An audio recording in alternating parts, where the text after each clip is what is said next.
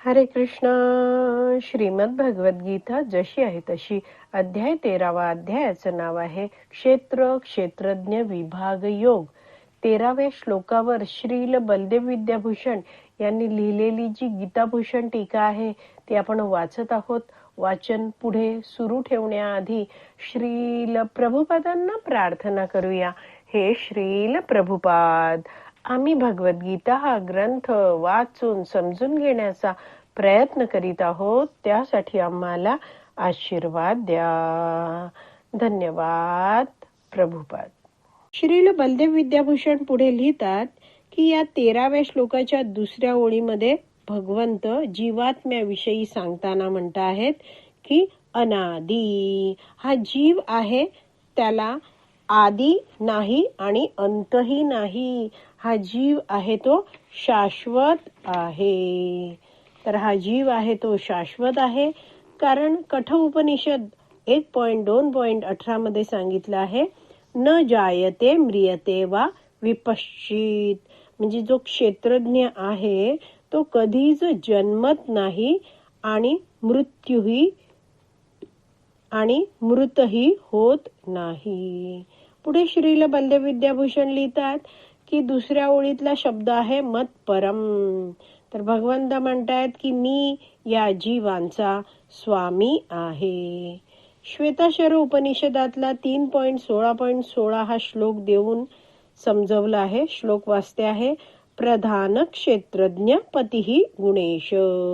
याचा अर्थ आहे की भगवंत हे प्रधानाचे आणि क्षेत्रज्ञाचे स्वामी आहेत. तर प्रधान म्हणजे काय?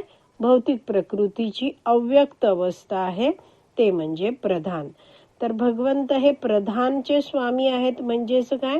तर भौतिक शक्तीचे स्वामी आहेत आणि क्षेत्रज्ञ असलेला जो जीव आहे त्याचे भगवंत स्वामी आहेत.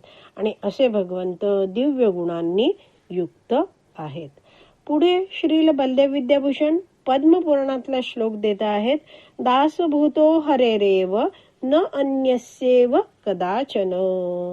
तर ह्याचा अर्थ दिला आहे, दासभूतो हरेरेव हा जो जीव आहे तो केवळ हरीचा दास आहे. दास एव, तर केवळ हरीचा दास तो आहे. आणि न अन्यस्येव कदाचन, कधीही हा जीव अन्य कुणाचाही दास नाहीये. श्रील बलदेव विद्याभूषण पुढे लिहितात, इथे जीवाला या 13व्या श्लोकाच्या दुसऱ्या ओळीत ब्रह्म म्हटलं आहे, कारण तो 8 महान गुणांनी युक्त आहे.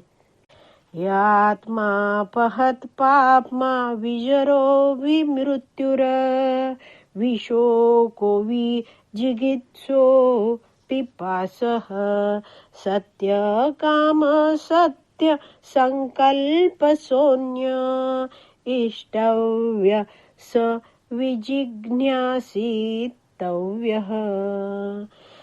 ह्याचा अर्थ आहे, हे जाणायला हवे की आत्मा पापरहित आहे. तर आत्म्याचे 8 विशेष गुण या श्लोकात दिले आहेत. पापमा हा आत्मा आहे तो पापरहित आहे.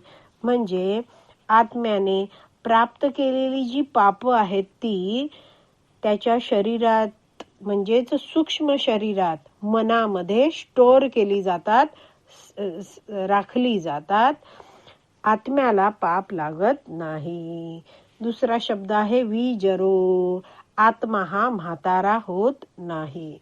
त्याने प्राप्त केलेलं शरीर म्हातारा होत जातं, इंद्रिय अशक्त होत जातात, मात्र आत्मा आहे तो कधीच म्हातारा होत नाही. पुढचा शब्द आहे विमृत्यू. तर आत्म्याचा कधीच मृत्यू होत नाही. आत्मा हा शाश्वत आहे. पुढचा शब्द आहे विशोक. आत्म्याला शोक होऊ शकत नाही. मग कुणी म्हणेल की आपण सगळे जीव आहोत, तर मग आपल्याला का बरं शोकाचा अनुभव होत असतो? तर यासाठी समजवलं जातं, शोक करणं, तर शोक हा मनाचा विकार आहे. पण जेव्हा जीव स्वतःला हे मन मानायला लागतो तेव्हा तो जीव शोकग्रस्त अनुभवतो, म्हणजे शोकग्रस्त असल्याचा अनुभव करतो. विजिगीत्सो पापसहा हे पुढचे शब्द आहेत. त्याचा अर्थ आहे आत्म्याला भूक लागत नाही, आत्म्याला तहान लागत नाही.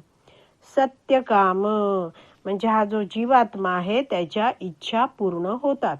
सत्य संकल्प म्हणजे जीव जो संकल्प करतो तो पूर्ण होतो.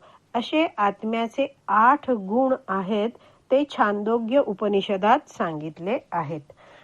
तर मुक्त जीवामध्ये हे 8 महान गुण असतात. पुढे श्रील बलदेव विद्याभूषण तैत्तरीय उपनिषदातला 2.5.1 श्लोक देत आहेत. विज्ञानम ब्रह्म चेत वेदः. तर श्रुतीमध्ये जीवाला ब्रह्म म्हटले आहे. विज्ञानमय पुरुष आत्मा आहे. तर हे जे विज्ञानमय आहे किंवा आनंदमय आहेत हे शब्द आपण 5वा श्लोक वाचला, त्याच्या तात्पर्यात नीटपणे जाणून घेतले होते. तर थोडक्यात श्रील बलदेव विद्याभूषण लिहित आहेत की या श्लोकामध्ये ब्रह्म म्हणजे आत्मा आहे. पुढे श्रील बलदेव विद्याभूषण लिहितात भगवंत म्हणत आहेत हा आत्मा आहे तो मतपरह आहे, म्हणजे तो भगवंतांच्या अधीन आहे. दुसऱ्या ओळीतले शेवटचे शब्द आहेत न सत्तत न असत उच्चते. याबद्दल श्रील बलदेव विद्याभूषण लिहितात की शुद्ध आत्म्याला कार्य किंवा कारण असं म्हटलं जात नाही. कारण म्हणजे काय तर प्रकृतीची अव्यक्त अवस्था आणि कार्य म्हणजे काय तर प्रकृतीची व्यक्त अवस्था. तर प्रकृतीची व्यक्त अवस्था म्हणजे काय तर विविध वस्तूंचं गोष्टींचं प्रकटीकरण झालेलं असतं आणि निर्माण झालेल्या वस्तू आहेत त्या प्रत्येकीला काही आकार रूप असतं आणि त्या वस्तूला नाम दिलेलं असतं. जसं आपण आता माझ्यासमोर एक सफरचंद आहे, तर सफरचंद हे या फळाचं नाव आहे आणि ह्याचा एक विशिष्ट आकार रूप आहे. तर जीव जो आहे तो ह्याच्या पलीकडचा आहे, म्हणजे प्रकृतीची व्यक्त अवस्था आहे ज्यामध्ये सगळ्या वस्तू दिसत आहेत त्यामध्ये पण जीव येत नाही आणि प्रकृतीची अव्यक्त अवस्था आहे जिथे काहीच प्रकटीकरण झालेलं नाहीये तर ते म्हणजे सुद्धा जीव नाही. तर जीव आहे तो या कार्य कारणाच्या पलीकडे आहे. श्रील बलदेव विद्याभूषण शेवटी लिहितात की आत्म्याचे एक आध्यात्मिक स्वरूप असते आणि आत्म्याला आध्यात्मिक गुण असतात. आत्म्याला अणुचैतन्य स्वरूप असं म्हटलं जातं. तर आत्म्याचे असे हे 8 गुण आहेत ते आधीच आपण वाचले आहेत. तर आज आपली ही गीताभूषण टीका आहे ती वाचून पूर्ण झाली आहे. आज आपण इथेच विराम देऊया. श्रीमद भगवद गीता की जय. श्रील प्रभुपाद की जय. हरी बोल.